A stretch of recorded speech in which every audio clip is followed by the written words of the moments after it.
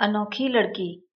हिंदू धर्म में महिलाओं को अंतिम संस्कार के समय पुरुषों के साथ शमशान जाना वर्जित माना गया है।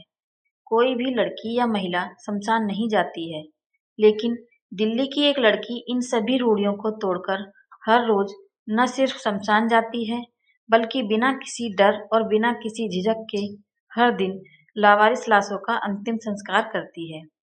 यह कहानी है पूजा शर्मा की, जो अब तक लगभग 5,000 लावारिस लाशों का अंतिम संस्कार कर चुकी हैं। आखिर कैसे शुरू हुआ पूजा का यह सफर? पूजा ने सबसे पहले अपने सगे भाई का अंतिम संस्कार किया। कुछ परिस्थितियां ऐसी बन गई कि पूजा को अपने भाई का अंतिम संस्कार खुद करना पड़ा। 26 साल की पूजा ने अपने इस सफर के बारे में कहती हैं कि एक दिन उनकी आंखों के सामने छोटे से झगड़े की वजह से किसी ने उनके बड़े भाई को गोली मार दी थी। काफी देर तक वह लोगों से मदद मांगती रही, लेकिन किसी ने मदद नहीं की। जैसे तैसे वह अपने भाई को अस्पताल लेकर पहुंची, लेकिन तब तक उसकी मौत हो चुकी थी। इस घटना के कुछ समय पहले ही पूजा की मां देहांत हो चुका था, और जैसे ही पूजा के पिता ने बेटे की मौत की खबर सुनी, तो वह भी सदमा बर्दाश्त न कर सके और कोमा में चले गए। यह सब इतनी जल्दी हुआ कि पूजा के भाई का अंतिम संस्कार करने के लिए घर में कोई पुरुष मौजूद नहीं था। पूजा बताती है कि उस वक्त परिवार में बड़े भाई का अंतिम संस्कार करने वाला कोई नहीं था, और यह समय इतना मुश्किल था कि पूजा भी भाई के शव को अस्पताल में ही छोड़कर भाग आई थी। लेकिन फिर आखिर में उन्होंने हिम्मत जुटाई और पगड़ी बांधकर भाई का अंतिम संस्कार किया।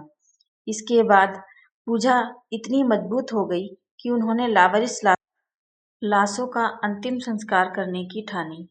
अब उन्हें हर लावारिस लाश में अपना भाई और मां नजर आती है, और वो बड़े प्रेम और सम्मान के साथ पूरी विधि विधान से उनका अंतिम संस्कार करती हैं और उन पवित्र आत्माओं को प्रभु के चरणों तक पहुंचाने का पुण्य का कार्य करती हैं।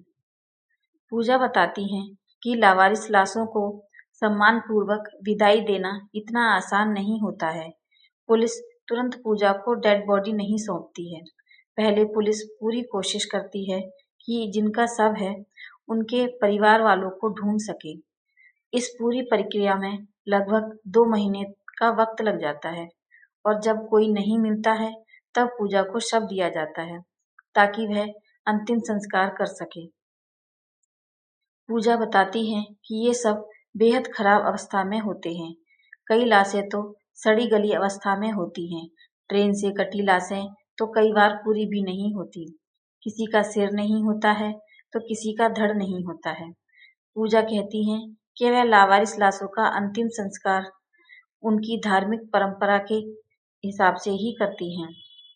पूजा बताती हैं कि जब से उन्होंने लावारिस लाशों का अंतिम संस्कार करना शुरू किया है, तो रिश्तेदारों ने उनके परिवार से नाता तोड़ लिया है। न कोई उनके घर आता है और न ही कोई उन्हें अपने घर बुलाता है। रिश्तेदार और मोहल्ले के लोग पूजा को पागल कहते हैं। वह कहते हैं कि पूजा से दूर रहो, क्योंकि उसके साथ तो पिशाच और आत्माएं चलती हैं। पूजा बताती हैं कि उनके 20 साल पुराने दोस्तों ने भी उससे नाता तोड़ लिया है, लेकिन फिर भी वह इस काम को अपने जीवन का लक्ष्य बना चुकी हैं।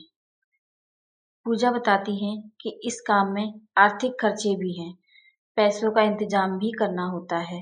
पूजा ने सोशल वर्क में मास्टर डिग्री की हुई है, और इसको करने से पहले वह बतौर HIV काउंसलर नौकरी करती थी।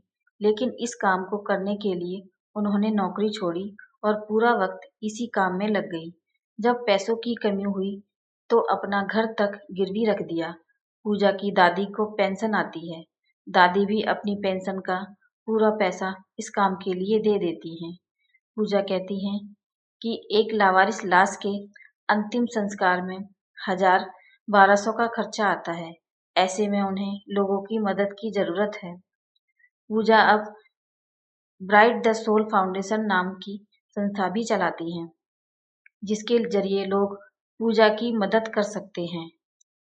पूजा कहती हैं कि इस काम को करने से लोग उनका साथ छोड़ते चले गए, लेकिन फिर भी वह बिना किसी सपोर्ट के लोगों का अंतिम संस्कार करती हैं, क्योंकि कर्म का फल जरूर मिलता है और पूजा को भी अपने नेक कर्म का फल मिला है।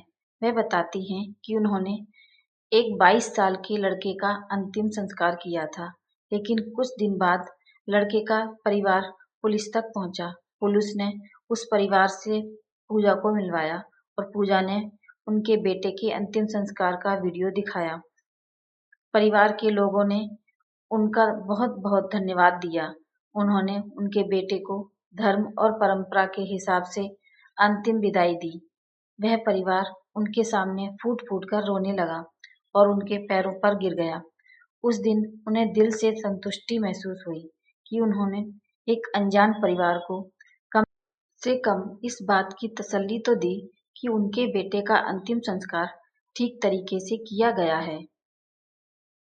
अंत में पूजा बस यही कहती हैं कि वह शादी भी ऐसे परिवार में करना चाहती हैं जहां उन्हें इस काम को करने से मना नहीं किया जाएगा और परिवार के लोग उनके काम में पूरा सहयोग भी करेंगे। अगर आपको मेरी ये वीडियो अच्छी लगी हो तो प्लीज़ लाइक करना और मेरे चैनल को सब्सक्राइब करना ना भूलें। Thank you.